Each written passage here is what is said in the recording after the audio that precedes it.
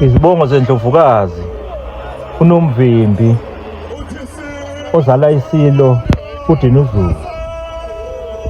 uMakoyisa owakoyisa abafazi namadoda uSonkosi Nene inkosi yomfazi uSisu Sinesono kwabakwaZulu phakathi koSuthu noMbelebele umfaki wathusi ongalufakile uzolihawukela umginqika njengebhece ungqukumbana uyazihlupha izinqola namakalishi umcabo wezikhombo engasekuzihlala ziyakuhlala ngokhwishi kaMthombeni unyoni zakhala ekuseni kudlova kavubela inkomo zayithwala imilenze umqhathi wempi ebiyesatshwa uZulu ibiyesatshwa uSikhobobo esalamabhubhakazana ebaqulusini yesatshwa uMaguya kaNtanjana ngasebaqulusini yesatshwa uSithambi kaMasiphula ngasebaqulusini yesatshwa uNdabankulu kaLukhwazi yesatshwa uMaNkulumane kaSomaphunga